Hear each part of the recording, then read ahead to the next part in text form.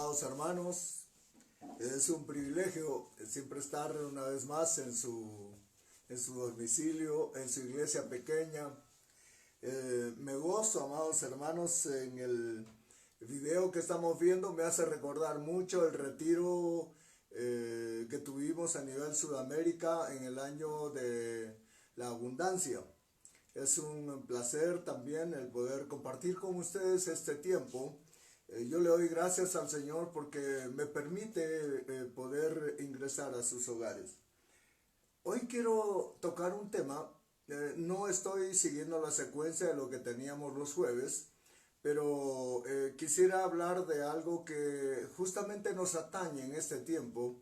Así que voy a suplicarle, cierre sus ojos allá y oremos un momentito. Padre, te doy gracias, Señor, por tu misericordia. Gracias por ese amor infinito que tú nos muestras.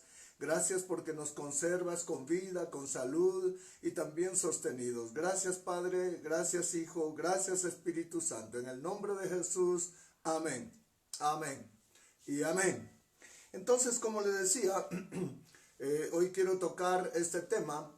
Cuando yo veo muchas cosas que son como señales que nosotros vamos a ir observando en nuestra vida en sí. No sé cómo haya sido la suya, pero en mi caso han habido cosas muy marcadas en mi existencia. Y esto es que me mueve a poder hacer un pequeño resumen de lo que el Señor permitió y planificó desde un principio con respecto a todo lo que nosotros hoy deberíamos vivir y mañana también. O sea, hasta que se cumpla el tiempo en el cual tenga el fin de la vida en Cristo, pues. Entonces, quisiera avanzar con esto. Las primeras señales que yo encuentro en la palabra están en el libro del Génesis, capítulo 1 y verso 14. Dice: entonces dijo Dios, haya lumbreras en expansión de los cielos para separar el día de la noche, y sean para señales y para estaciones y para días y para años.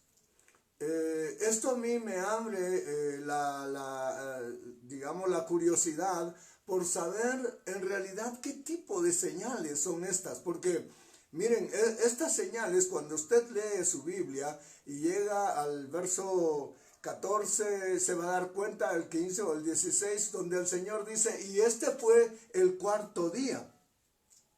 O sea, ¿qué quiere decir? Que el Señor, cuando comienza a hacer la restauración de su creación, en el primer día, pues simplemente hizo una señal que apareciera la luz, y usted ya sabe, después las aguas, y en fin, ahora llegamos al cuarto día, donde el Señor dice que hayan señales. Mejor dicho, que hayan lumbreras para señales. Entonces, ahora yo me voy dando cuenta de que las señales que el Señor puso en el cielo, lo que el Señor pone allá en el firmamento, son cosas que nosotros pues deberíamos ponerle atención, como por ejemplo las lunas rojas. Las lunas rojas traen siempre señal de algo. Hemos pasado hace poco una luna roja y mire, consecuencias como las que estamos viviendo ahora se están observando. Pero no solamente es eso, sino que veo, por ejemplo, que a Israel, cuando ellos tienen una batalla como país, como digamos raza, ellos tienen una batalla o va a pasar algo, tienen algo en mente muy importante, el Señor de alguna manera hace que los planetas inclusive se alineen, haya ciertos tipos de eclipses y cosas como esas. Entonces, por eso es que yo le digo, esto despierta en mí esta curiosidad por darme cuenta verdaderamente qué es lo que está pasando. El Señor mandó que apareciera el sol, la luna y las estrellas, y entonces recién pudimos tener luz de día y pues luna de noche. Ahora mire cómo dice el Génesis capítulo 9 verso 12 y 13. Y dijo Dios, esta es la señal del pacto que yo establezco entre mí y vosotros y todo ser viviente que está con vosotros por siglos perpetuos. Mi arco he puesto en las nubes, el cual será por señal del pacto entre mí y la tierra. ¿Qué es lo que había pasado, pues? ¿Usted se acuerda? Noé predicó por 120 años, 120 años que él utilizó para construir el arca, él y sus 3 hijos. Esta fue una tarea muy tremenda en realidad para las dimensiones de lo que ellos construyeron. Entonces, mientras ellos lo iban haciendo, pues iban hablando, iban dando a conocer a la gente lo que el Señor estaba esperando o queriendo hacer por causa de la maldad del hombre. Por eso es que les dice, arrepiéntanse y déjense ya de estar haciendo todas estas cosas malas, porque Dios quiere destruir todo. Y el hombre no oyó. Las personas que vivieron en el tiempo de Noé sobre la tierra no quisieron oír el mensaje, aunque también Noé viene a ser una señal. Porque Noé, no obstante, a que él vivía en medio de esa tierra, en medio de la gente de esa tierra, de ese tiempo, él sencillamente no se dejaba milanar, no dejaba que ellos lo arrastraran en sus cultos y en sus formas de vida, sino que él estaba dispuesto a obedecerle al Señor, de tal manera de que él no cejó, no paró, sino que continuó haciendo la obra que Dios le había encomendado. Por esto es que él es una señal. Ahora mire, una vez que pase el diluvio, una vez que ya termina todo, el Señor ahora hasta el momento en el que el Señor hace que aparezca el arco iris. El arco iris siempre va a ser la etapa final de una lluvia. Tal vez, no sé si ustedes lo hayan experimentado, pero cuando nosotros, en mi caso, recuerdo muchas veces que de niño lluvias muy tremendas habían aquí en Arequipa y a veces tardaban bastante tiempo. Pero cuando salía el arco iris, yo recuerdo muy claramente mi madre me decía, allá va a dejar de llover. Y cabal, dejaba de llover solo porque había aparecido el arco iris. Ahora yo sé, es un fenómeno físico definitivamente, pero que el Señor utilizó para hacer un trato con él y la humanidad. Porque él dice, nunca más voy a destruir a la tierra por medio de las aguas. Entonces el Señor pone esta señal que es el arco iris. Muy bien, ahora mire lo que dice Éxodo capítulo 12, verso 13. Y la sangre os será por señal en las casas donde estéis, y cuando yo vea la sangre pasaré sobre vosotros, y ninguna plaga vendrá sobre vosotros para destruiros cuando yo hiera la tierra de Egipto. Esto es algo muy singular, ¿sabe? ¿Por qué? Porque nosotros vemos que el Señor ahora está marcando algo, está utilizando una nueva señal. El pueblo de Israel había servido a Egipto por 430 años, ya estaban a las postrimerías de acabar este tiempo, y la noche anterior, o el día anterior a la noche en la cual ellos debían tener la Pascua, ellos tuvieron que marcar los 2 postes y el dindel de su casa con la sangre del cordero que habían ellos degollado para poder comer en esa noche. Ahora mire, esta es una figura muy tremenda con una señal muy importante. ¿Por qué? Porque el Señor le dice a Moisés, le dice, esta sangre te servirá por señal. Hay una señal en la puerta de la casa que dice, aquí no entras, aquí hay gente que ama a Dios. Y esa señal todavía es perenne para nosotros hasta nuestros días. Y se lo voy a mostrar. Más aquí, mire, aquí les puse una pequeña reseña de esto. Espero que podamos entenderlo. Ahora, esta señal, ¿qué cosa implica pues? Primero, veamos Hebreos capítulo 12 y verso 24. Y dice, y a Jesús, el mediador del nuevo pacto, y a la sangre rociada que habla mejor que la sangre de Abel. Hay algo aquí muy tremendo. El Señor, cuando está buscando a Caín, le dice: Caín, ¿qué está pasando? ¿Dónde has estado? ¿Por qué has matado a tu hermano? Su sangre está clamando. Su sangre está clamando. Entonces, por eso ahora el escritor de Hebreos agarra y dice: la sangre de Abel no es tan fuerte ni tan potente como la sangre de Jesucristo, el cual es el mediador de un nuevo pacto. Ok, entonces, ¿qué quiere decir? De que por medio de la sangre de nuestro Señor Jesucristo derramada en la cruz del Calvario, ahora hay un nuevo pacto que ha sido firmado, que ha sido sellado por la sangre preciosa de nuestro Señor Jesucristo. Esa sangre es la sangre más gloriosa, más poderosa, es la sangre que limpia de todo pecado. Mire, una de las gotas de la sangre del Señor Jesucristo, una sola gota, no alcanza, o sea, mejor dicho, todo lo creado, todo lo que hay, todo lo que existe y lo que nosotros pudiéramos descubrir, no alcanzaría para pagar una de las gotas de la sangre de nuestro Señor Jesucristo. Esa sangre que fue utilizada para sellar el nuevo pacto. Un pacto imperecedero, un pacto que abre las puertas de la salvación, un pacto que abre las puertas de la vida eterna. Mire lo que dice el capítulo 11, verso 28. Dice: por la fe celebró la Pascua. ¿A quién? Moisés. Y el nacimiento y el rociamiento de la sangre que el exterminador de los primogénitos no los tocara. Por la fe también nosotros tenemos que entender que esta sangre gloriosa, esta señal preciosa que el Señor puso en nuestras vidas, esta señal es la que nosotros tenemos que creer. Creer que es la que nos lava, que es la que nos limpia.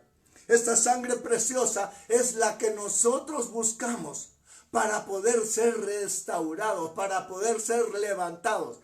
Ahora mire, la Pascua que los judíos practicaban y todavía practican, pues sin duda, el hecho de comer el cordero sin solamente al fuego y no tener ninguna hierba especial y menos sal, y después comer los panes sin levadura o panes ácimos. Esto ellos lo practican cada año y es inquebrantable, pero para nosotros es una figura. Es la figura de la cual nosotros ahora nos agarramos. ¿Por qué? Porque esa sangre preciosa ahora a nosotros nos da libre entrada. ¿A dónde? Al lugar santísimo. Ahora mire cómo dice Marcos 14, 24. Y les dijo: esta es mi sangre del nuevo pacto, que es derramada por muchos. La sangre del nuevo pacto. Una vez más, el Señor Jesucristo en el momento de hacer la Pascua con sus discípulos, Él les habla de su sangre, la sangre preciosa que tenía que ser derramada en la cruz del Calvario. Esa sangre que hasta hoy, escúcheme bien por favor, amado amigo, vecino, hermano, esa sangre hasta hoy está fluyendo de la cruz todavía. Todavía no se ha cortado la gracia del Señor. Todavía no se ha cortado lo que el Señor quiere hacer con su vida por medio de su sangre. Entonces, esta sangre preciosa derramada en la cruz del Calvario, señal de salvación, ahora viene a ser para nosotros también algo muy importante. Juan 6, 55 y 56. Porque mi carne es verdadera comida y mi sangre es verdadera bebida. el que come mi carne y bebe mi sangre permanece en mí y yo en él. Eso tiene un entorno. Resulta de que el Señor Jesucristo estuvo con sus discípulos haciendo milagros en las personas que habían alrededor, los que venían a Él, en fin. Y de pronto Él comienza a decir esto: mi carne es verdadera comida y mi sangre es verdadera bebida.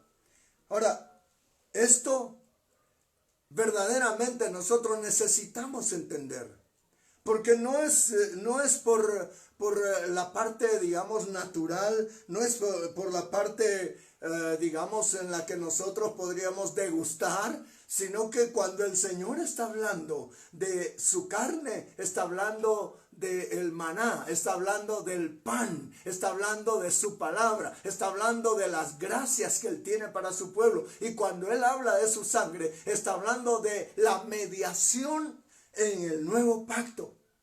Es con su sangre. Ahora, hay elementos representativos. Por eso es que nosotros practicamos y participamos de la mesa del Señor, de la Santa Cena. Cada vez que lo hacemos, pues lo hacemos con pan, que representa el cuerpo de nuestro Señor Jesucristo. Y el vino, que representa la sangre del Señor Jesucristo. Entonces, cuando nosotros bendecimos esos elementos, el Señor hace algo maravilloso en ellos. Al ser bendecidos, nosotros lo ingerimos y entonces el Señor comienza a hacer una obra restauradora. Una obra limpiadora en cada uno de nosotros. ¿Por qué? Porque dice su palabra que su carne es verdadera comida. O sea que lo que nosotros estamos comiendo ahora, o sea, lo que comemos en la mañana, en la tarde y en la noche, en fin, eso es un placebo. Un placebo solamente, porque no es la verdadera comida. No sé si usted me entienda lo que significa placebo, pero en la medicina hay una forma de suministrar algunos medicamentos a los enfermos. Se han hecho muchas pruebas con esto. ¿Por qué? Porque hay mucha gente, mucha persona que es hipocondríaca, que ellos piensan que están enfermos siempre y entonces cuando el médico los revisa no tienen nada, pero ellos quieren medicina. Entonces les dan un placebo. Un placebo es una pastilla, lo que le dan a uno a comer o tomar, que es solo almidón. Pero cuando aquel toma aquella pastilla y de pronto se siente bien, sí, yo me siento bien, gracias, ya me siento mejor. Lo que le dieron fue un placebo. ¿Por qué? Porque sencillamente no estaba enfermo.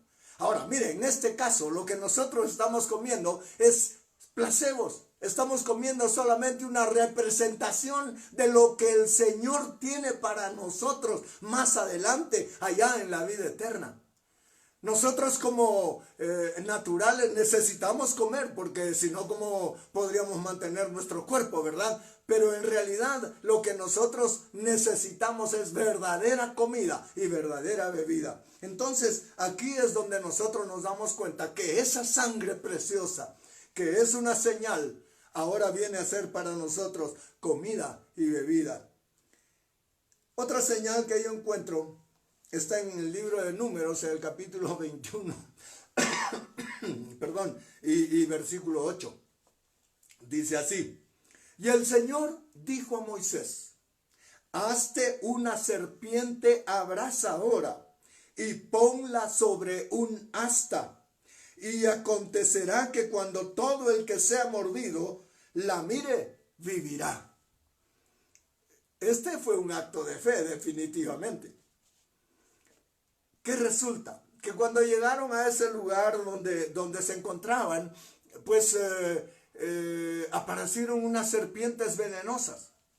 Unas serpientes que solo los tenían que morder una vez y era indefectible su muerte. Entonces el pueblo comenzó a morir por todo lado. Fuera del campamento, en el campamento, dentro de sus tiendas. Fue una mortandad horrorosa. Y yo en este momento estoy mirando lo que está pasando con nosotros. He visto un video de allá de los Estados Unidos, no sé dónde van a meter 2.000 muertos, 2.000 cuerpos humanos inertes. Ya no tienen cómo enterrarlos, ahora están preparando containers especiales para poderlos meter allá, para poderlos mantener congelados hasta saber cuándo. Ellos tienen la capacidad de hacerlo. Pero hemos visto tristemente a nuestro hermano país del norte que van sufriendo cosas tan terribles, que van teniendo que sacar a sus muertos a las calles. A nosotros creo que no nos está faltando mucho para ellos si es que seguimos desobedeciendo. Pero mire, fíjese, aquí yo estoy mirando esta figura tan terrible. Las serpientes iban matando a las personas, estaban caminando, no se dan cuenta y eran mordidos, y eran mordidos. Y entonces comenzaron a clamar al Señor, y el Señor respondió. Y le dijo a Moisés, Moisés, hazte una serpiente de bronce. Hazte una serpiente que la vas a atar en un asta y la vas a levantar en medio del campamento, donde todos puedan verla. Y entonces él hizo lo que le habían ordenado. El Señor había dado cosas específicas, y entonces cuando las personas eran mordidas por aquella serpiente, solo tenían que mirar a la serpiente que estaba levantada allá en el centro del campamento.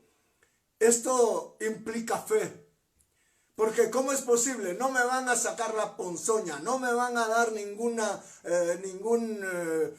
antídoto para el veneno de esa serpiente, no me van a dar ninguna pastilla, no sé cómo voy a hacer. Pero sin embargo el Señor le dijo a Moisés, todo aquel que mire, que logre mirar la serpiente que está levantada ahí en el centro del campamento, va a sanar, va a salvarse. ¡Qué señal tan tremenda! Ahora yo encuentro esa misma ordenanza al Señor Jesús, diciendo, y como Moisés levantó la serpiente en el desierto, así es necesario que sea levantado el Hijo del Hombre, para que todo aquel que cree tenga en él vida eterna. Miren qué figura tan preciosa. El pecado es la ponzoña, el pecado es la que nos va a hacer morir. El pecado es el que nos va a llevar a la muerte. La única forma de ser salvados de esa ponzoña es mirar a Jesucristo. Él mismo lo dijo, así como Moisés levantó a la serpiente en el desierto, así es necesario que el Hijo del Hombre sea levantado. ¿Para qué? Para que todo aquel que lo mire y crea pueda ser salvo. Una señal gloriosa que el Señor nos dio. Allá en el pasado, en el tiempo en el cual Israel estaba en el desierto, pasando también tribulación. Yo quiero tocar este tema, quiero afinarlo un poquito en relación a lo que nosotros estamos viviendo hoy. El temor está embargando los corazones de las personas. El temor está embargando primeramente el temor de los médicos, de las enfermeras, de todo el personal que tenga que ver con atención. Segundo, de todos los militares y policías. Tal vez nosotros no lo vemos, tal vez nosotros no lo entendemos. Todavía tenemos ganas de salir a ser contagiados sin darnos cuenta. Pero ellos ya lo están viviendo en carne propia. Hoy día tuvieron que informar que murió un médico, recién un primer médico está muriendo por causa del COVID-19. Nosotros tenemos la oportunidad de alcanzar salvación. Nosotros tenemos la oportunidad de ser inmunes. Ahora, mire, yo no le estoy diciendo, a usted no le va a llegar el virus, usted no va a ser contagiado porque aceptó a Jesús. No, discúlpeme, pero no estamos hablando de algo natural, estoy hablándole de algo espiritual. Ahora, que conforme a eso también, la palabra del Señor se cumpla en su vida y que podamos aprender y que podamos vivir a la sombra del Omnipotente. Para que ninguna plaga ni ningún maleficio nos llegue. Pero eso es ya cuestión de que nosotros tengamos que usar nuestra fe. usar la fe, así como el pueblo de Israel tuvo que usar la fe para mirar esa serpiente, porque qué difícil debería ser mirar, levantar la mirada. No es difícil, pero ¿cómo hacerlo con fe? ¿Cómo hacerlo diciendo, gracias, allá está mi salvación? Muchos de ellos, yo le aseguro que murieron porque sencillamente no tenían fe y dijeron, ¿qué tiene que ver ese fierro para que yo pueda ser sanado? Qué tremendo es todo esto, amado hermano, amado amigo. Necesitamos comprender que el Señor tiene señales para nosotros que nos van a servir para más adelante. Quiero ver otra señal. Dice Números capítulo 24, verso 17. Lo veo, pero no ahora. Lo contemplo, pero no cerca. Una estrella saldrá de Jacob y un cetro se levantará de Israel, que aplastará la frente de Moab y derrumbará a todos los hijos de Sed. ¿Quién lo dijo? Un profeta. Pero ¿sabe lo que a mí más me conmueve, me saca del cuadro? ¿Sabe qué cosa es? Que este profeta que da esta profecía es un profeta que estaba caído. Pero era un profeta de Dios, pero que estaba caído. Sin embargo, él logra ver esta visión, logra ver esta señal. Una señal que fue levantada desde antes de la creación del mundo. ¿Y esto qué me hace dar cuenta? De que el Señor inclusive puede hablar hasta por los animales, por medio de animales, puede hablar por medio de sueños, puede hablar por medio de profecías también. Este hombre, reconocido definitivamente, era un profeta del Señor, pero que había caído en el pecado de el deseo de las cosas terrenales. Por eso dice, no ahora, más adelante. ¿Y de qué le estoy hablando?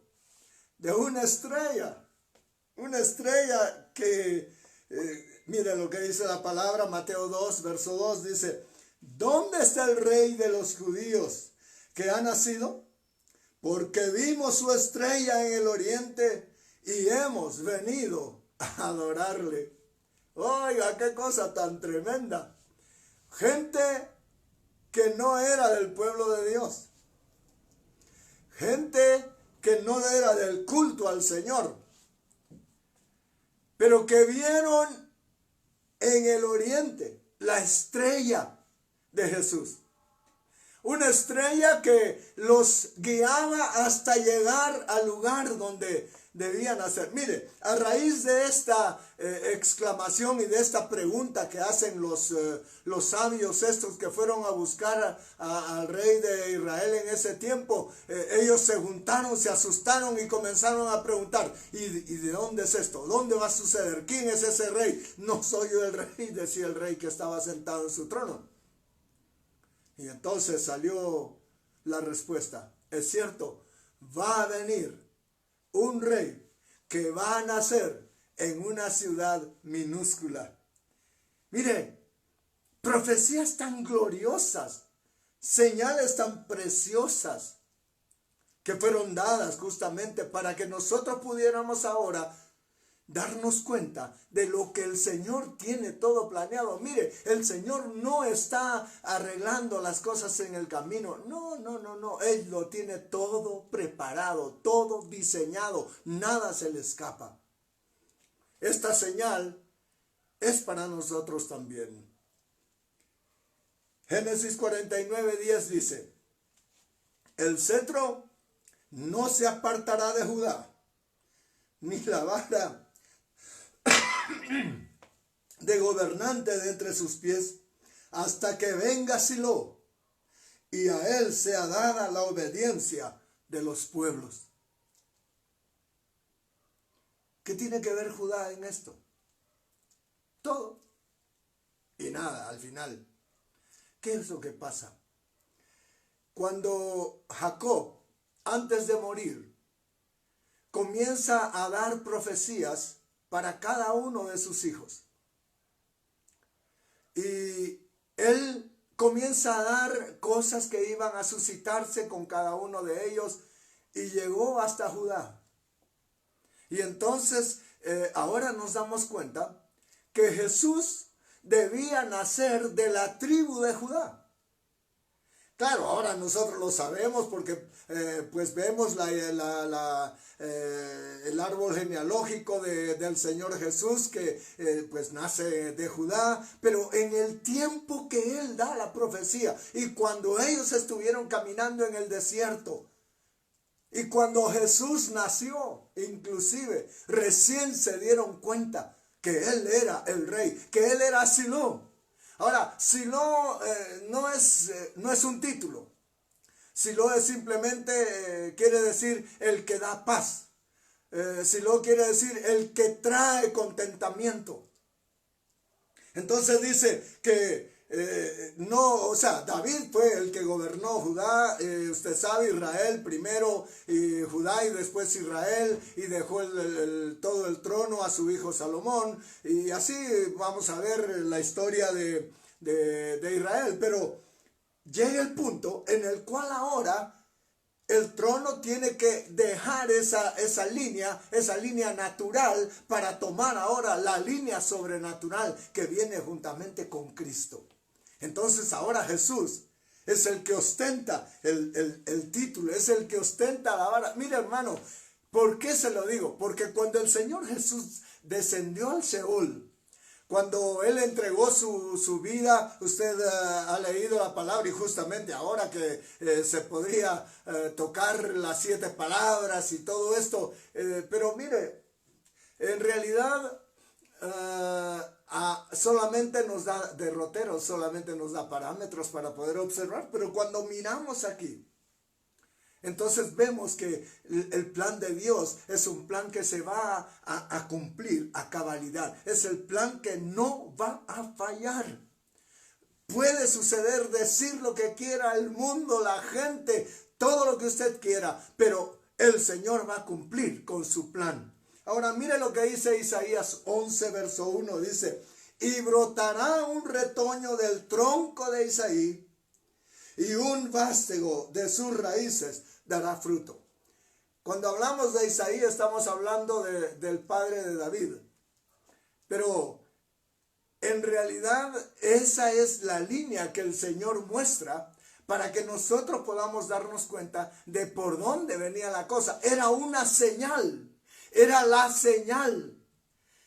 Por eso cuando nosotros leemos en el libro de Miqueas, en el capítulo 2, verso 5, dice, y tú, Belén Efrata, eres la más pequeña de todas las ciudades de Israel. Y de ti va a salirme el que va a gobernar. De ti va a salir. Y no es su primera vez, sino que una de sus veces. Hablando del Señor, hablando de el Dios. El Dios que va a gobernar. Del Señor que va a poner orden. Del Señor que va a poner todo en su lugar. Sigamos. Isaías 9:6 dice, porque un niño nos ha nacido, un hijo nos ha sido dado, y la obediencia reposará sobre sus hombros, y se llamará en su nombre admirable, consejero, Dios poderoso, Padre eterno, Príncipe de paz. Mire qué títulos tan preciosos. Príncipe de paz. ¿Cuántas veces nosotros necesitamos paz? Andamos atribulados, andamos acongojados, andamos preocupados y lo que necesitamos es paz. Y Él es el príncipe de paz. Él es el Padre eterno. Él es el Dios poderoso. Su nombre es admirable, admirable. Admirable. Él está dispuesto, mire, a que nosotros lo podamos observar, a que nosotros lo podamos ver, a que nosotros lo podamos alcanzar, que podamos abrazarlo, que podamos tener un tiempo de amor con Él. Admirable. Preciosa la señal. Otra señal que yo veo en la palabra que nos sirve es la siguiente. Mateo 12, versos 39 y 40. Respondiendo él, les dijo: una generación perversa y adúltera demanda señal, y ninguna señal se le dará, sino la señal de Jonás, el profeta. Porque como estuvo Jonás en el vientre del monstruo marino 3 días y 3 noches, así estará el Hijo del Hombre 3 días y 3 noches en el corazón de la tierra. ¿Qué señal, amado hermano? Jonás, un profeta que podríamos decir desobediente. Dios le había ordenado ir a Nínive, le había dicho: ve a Nínive y predica, porque estoy pronto a destruir toda esa tierra. Dice que no era poca gente la que allá había. Entonces Jonás no quería. Así que el Señor le dijo: ve a predicar allá, y él no voy. Ve a Nínive, no voy. Y en lugar de ir a Nínive se fue a Tarso. Tarsis allá es un puerto donde él pudo tomar un barco y alejarse. Él pensó que me subo al barco y me voy, se acabó. No voy a obedecer esta orden, no quiero que el Señor salve a Nínive. Mire, qué corazón a veces nosotros como siervos tenemos. Amados hermanos, es increíble, pero con razón el Señor dice qué tremendo es el corazón del hombre, ¿quién lo conocerá? Así que él se subió al barco y bueno, comenzó la travesía, pero a medio camino comenzó la tempestad. Y todos los que allá estaban en el barco comenzaron a orar y a gritar a sus dioses, a pedir el favor de ellos para evitar que fueran destruidos, y no pasaba nada. Y cuando fueron a ver a este Jonás, lo encontraron durmiendo. Y le dijeron: levántate, dormilón, ¿qué haces ahí dormido? ¿No miras que que perecemos? Pídele a tu Dios de una vez que nos salve, tal vez tu Dios sea mejor que el nuestro. ¿Y sabe lo que dijo aquel? ¿Saben? Tírenme al mar. No hay otra. Ustedes me tiran al mar y ya. Jonás pensó que muriendo iba a evitar que se hiciera la voluntad de Dios. ¿Qué cosa tan extraña en el razonamiento de una persona, de un hombre? Por eso yo lo comparo. A veces yo digo: ¿qué gano yo poniéndome en contra? ¿Qué gano yo haciendo esto o aquello? Cuando de pronto no es la voluntad de Dios. Nosotros necesitamos hacer la voluntad del Señor, amado hermano. No podemos hacer nosotros lo que querramos. Mire, puede pasar un montón de tiempo y al final vamos a terminar haciendo la voluntad de Dios porque estamos en su plan. Este Jonás pensó que si lo tiraban al mar se iba a morir y listo, adiós pampa mía, y yo iba a quedarme con mis ganas de no ir a predicar a Nínive. Sin embargo, el Señor tenía un gran pez. Lo tenía preparado para él. A ver, nosotros nos imaginamos que somos la última etapa. Nos imaginamos que somos el indispensable. Y sin embargo, fíjese lo que el Señor hizo. Preparó a este gran pez. No dice que fue una ballena, aunque a mí desde niño me enseñaron. Y la ballena vino y se comió a Tomás, a Jonás. Y bueno, lo tuvo allá 3 días y 3 noches.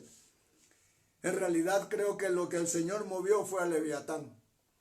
Leviatán, una serpiente tortuosa, gigantesca, que tiene capacidad de devorarse cualquier cosa de un solo bocado. Y yo creo que eso es lo que pasó con Jonás. Se lo tragaron enterito y estuvo en el vientre del pez durante 3 días y 3 noches.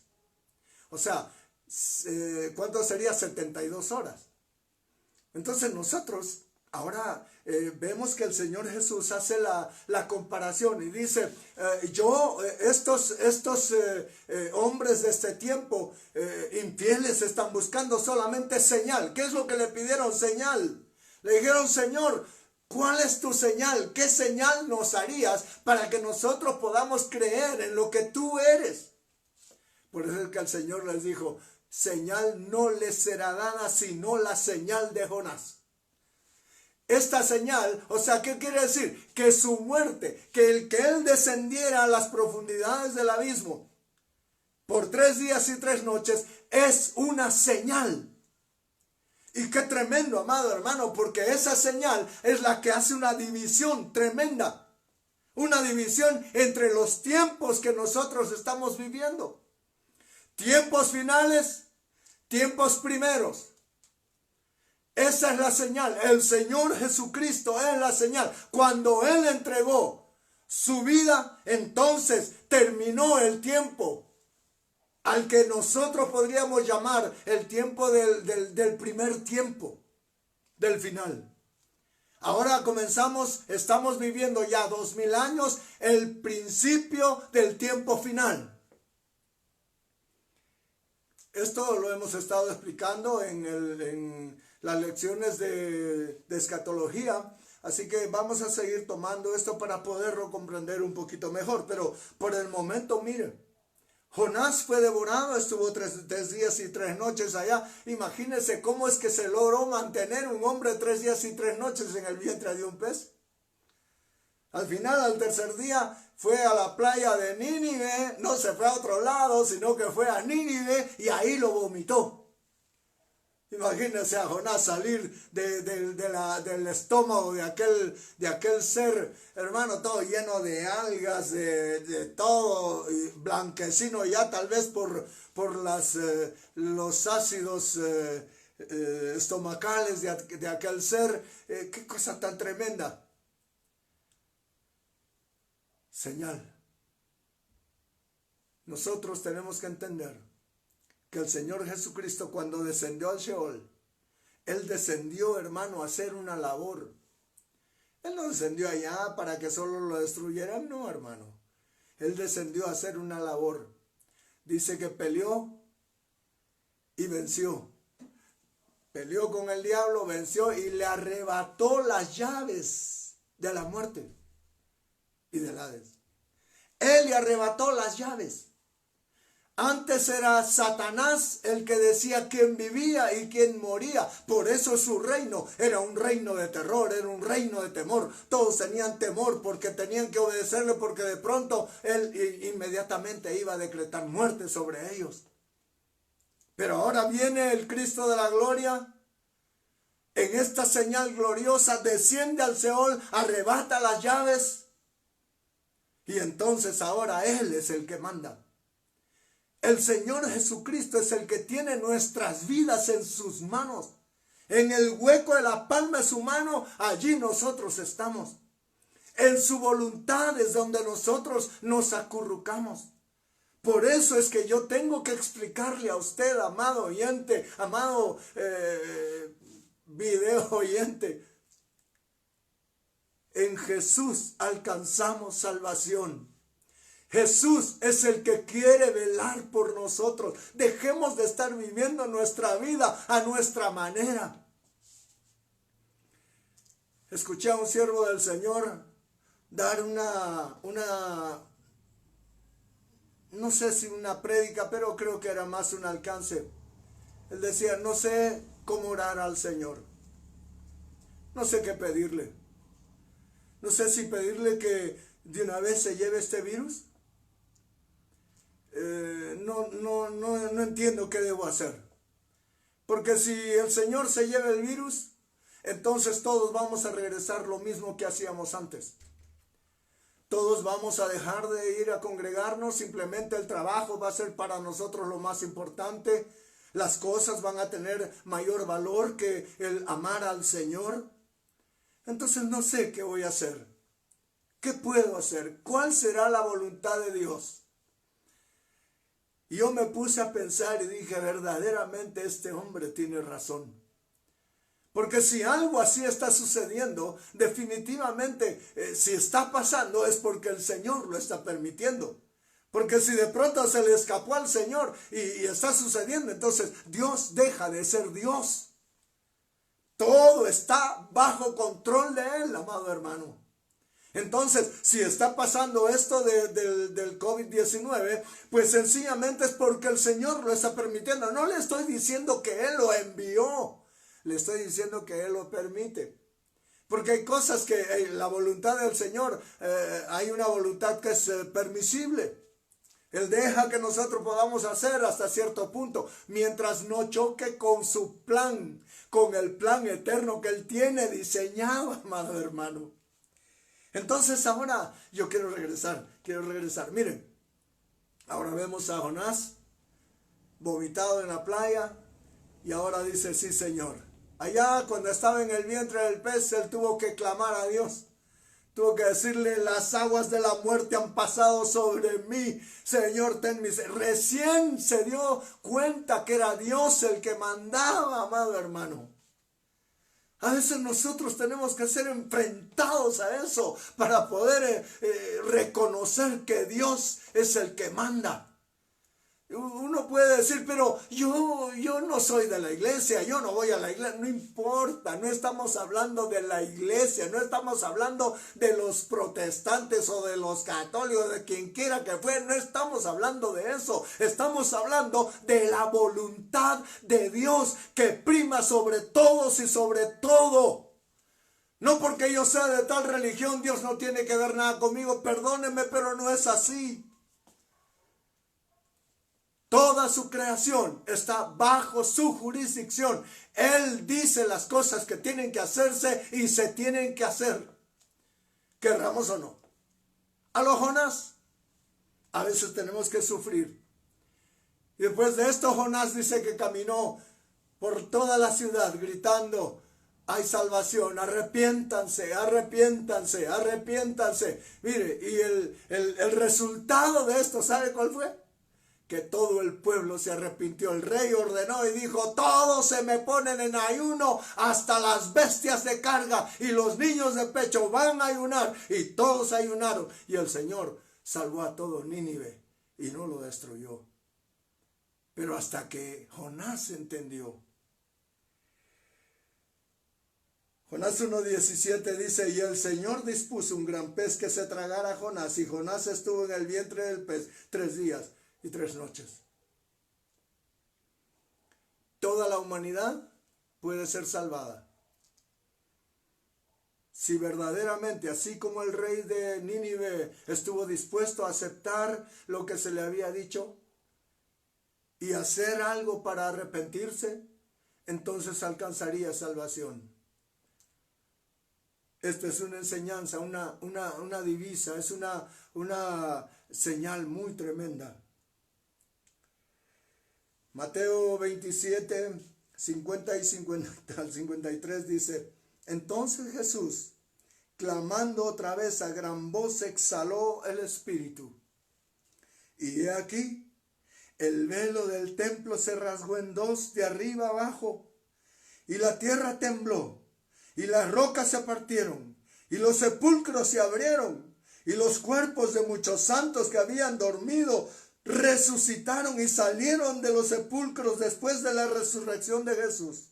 Entraron a la santa ciudad y se aparecieron a muchos.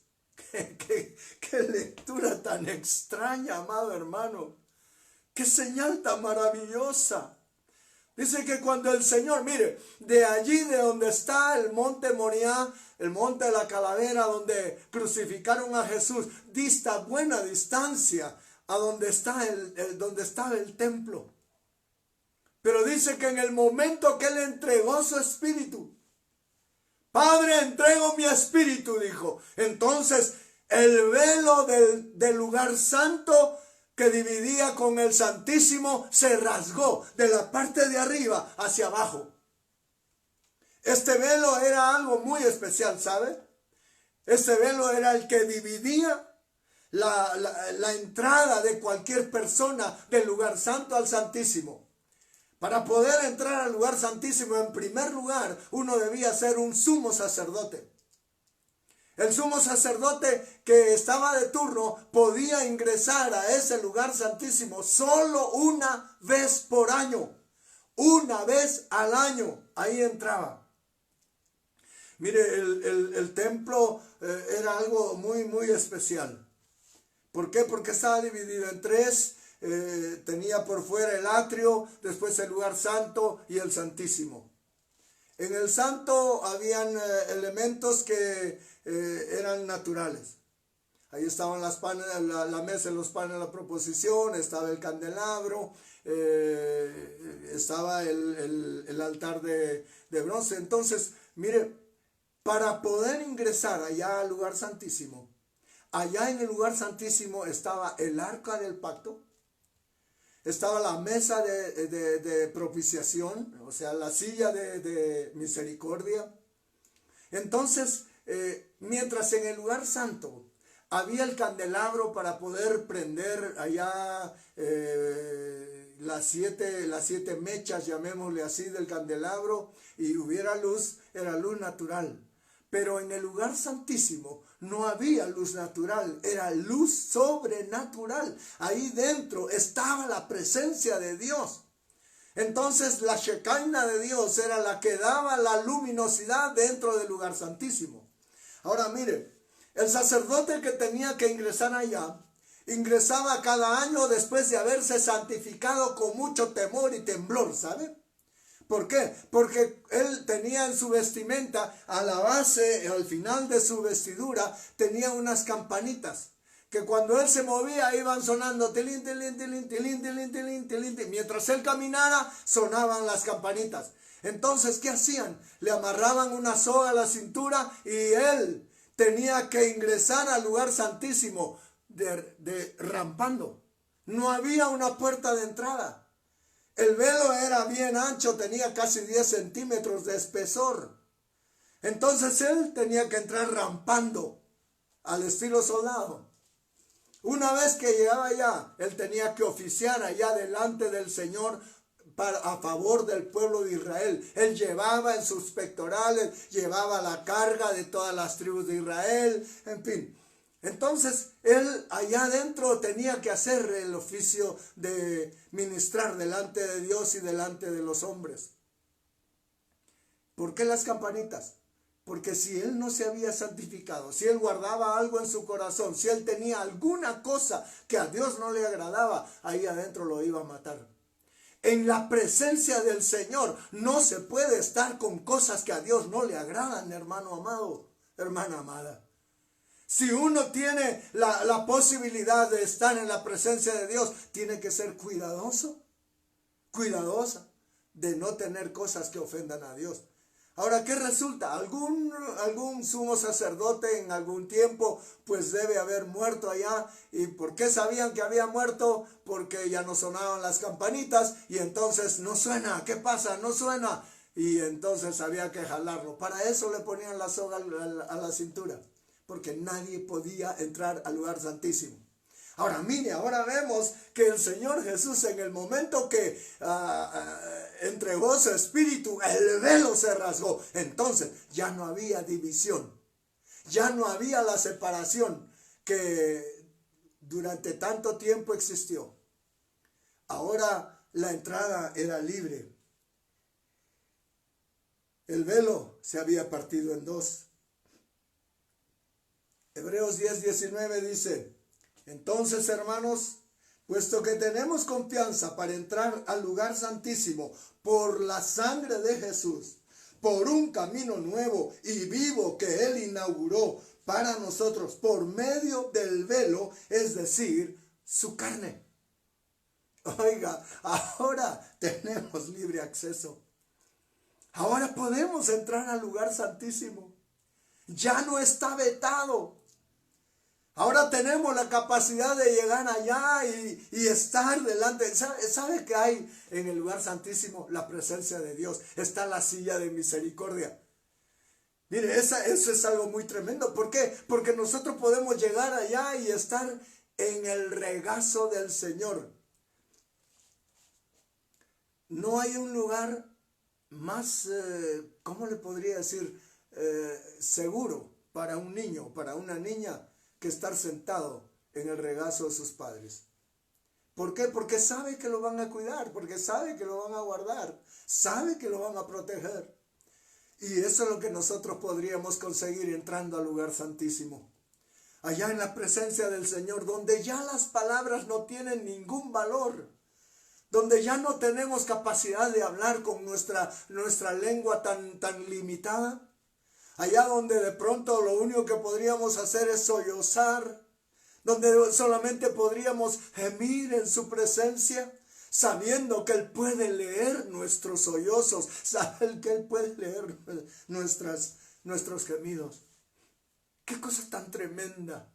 Él nos da esa posibilidad de estar con Él en el lugar santísimo. Ya no solo en el santo, ya no solo en el atrio, sino que ahí en el lugar santísimo, donde está su presencia, donde ya no importa el tiempo, donde ya no importa nada, sino que solamente estar al lado de Él, estar con Él.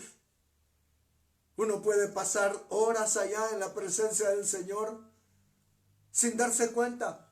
¿Y cómo aguanté tanto? ¿Cómo fue que estuve tanto tiempo? No importa.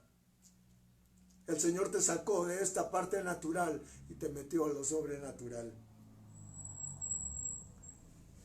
Dice que muchos santos resucitaron. El impacto glorioso de nuestro Señor Jesucristo saliendo de allá, hermano, victorioso, dispuesto a hacer un desfile.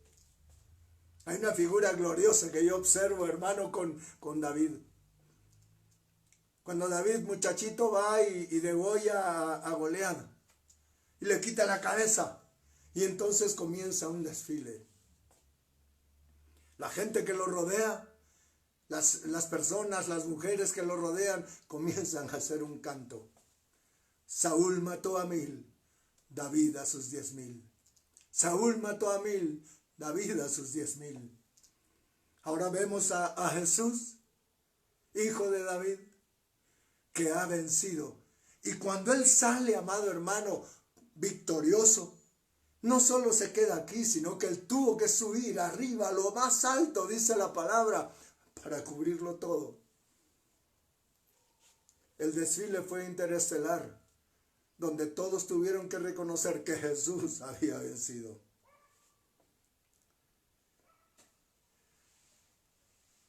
A grandes rasgos, yo le he dado a usted una idea de lo que el Señor tiene planeado.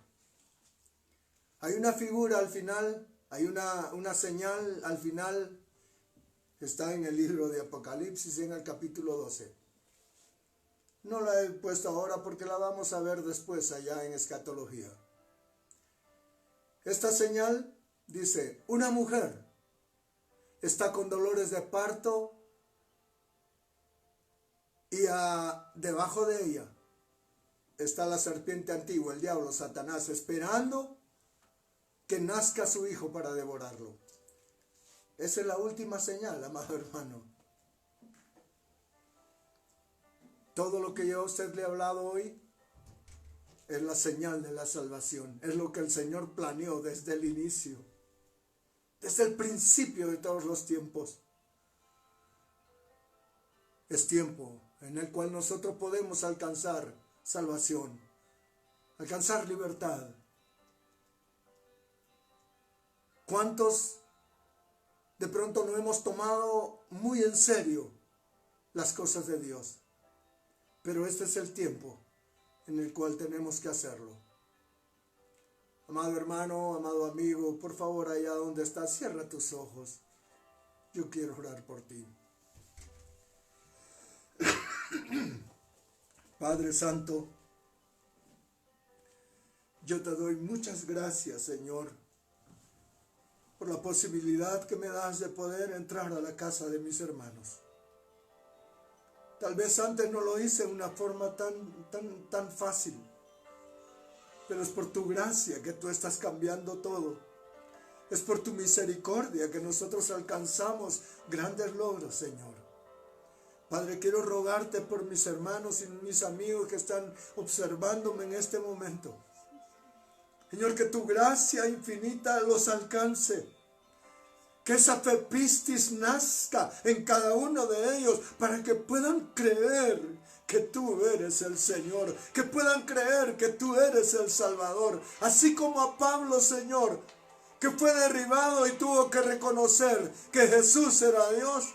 De igual manera, ayúdanos a nosotros que podamos entender eso, para que podamos entrar en tus caminos y tener salvación y vida eterna. Gracias, Señor, por esta oportunidad. En el nombre preciosísimo de Jesucristo. Amén. Amén y amén. Quisiera aprovechar, como siempre, para mandar saludos, para saludar a nuestros hermanos, todos los que han alcanzado a observarnos, han alcanzado a escucharnos y vernos. Quiero bendecirlos. Que el Señor haga resplandecer su rostro sobre cada uno de ustedes. Que puedan ustedes tener esa paz que nos da el Príncipe de Paz. La paz que sobrepuja todo entendimiento, dice la palabra. Pero eso es por fe. No es de otra manera, es por fe. Así que, amados, bendecidos. Saludo con gran amor a mis hermanos que están trabajando en este momento. Algunos de ellos son médicos, enfermeras, técnicos. Estamos pidiéndole a Dios su favor, que el Señor extienda esa cobertura que nos ha dado, esa cobertura invisible para cubrirlos. Ningún virus ni ningún ser puede tocarlos. Aquel virus que los toque muera inmediatamente en ellos. Porque creemos que el Señor hace milagros. Tal vez hasta ahora nadie encontró cómo matar a ese virus rápidamente, pero el Señor tiene para nosotros la señal de la sangre que ha sido puesta en nuestras vidas. Esa sangre no va a permitir que ingrese ninguna plaga ni ningún virus en la vida de nuestras familias. Por eso es que estoy diciéndoles, amados, pongámonos a buen recaudo, dejemos que el Cristo de la gloria nos cubra con su amor y con su misericordia. Quiero dar gracias también a los hermanos que con gran amor han compartido la posibilidad de poder compartir alimentos y cosas con mis hermanos que están tal vez falentes. Miren, es una gran bendición el poder ahora sentir ese amor fraterno, ese amor de fratello para cada uno de nosotros, preocuparnos por los hermanos, preocuparnos por la familia, preocuparnos por los vecinos. Mire, eso no hubiera sucedido si este bendito virus no hubiera llegado al mundo. Así que, gracias, hermanos, gracias. Que el Señor prospere sus vidas. Otra cosa que también yo quiero pedirles, amados hermanos, es de que practiquemos la reconciliación.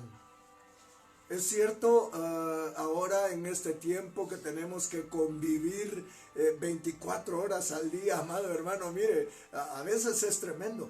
Porque total uno se levanta, se baña, toma su desayuno al trabajo, si regresa al mediodía bien, si no hasta la noche a dormir otra vez y va. Los momentos especiales cuando vamos al mall, cuando vamos al restaurante, cuando vamos a visitar a los amigos y ya está. Así es sobrellevada la cosa, pero vivir enclaustrados por 24 horas a veces resulta verdaderamente difícil.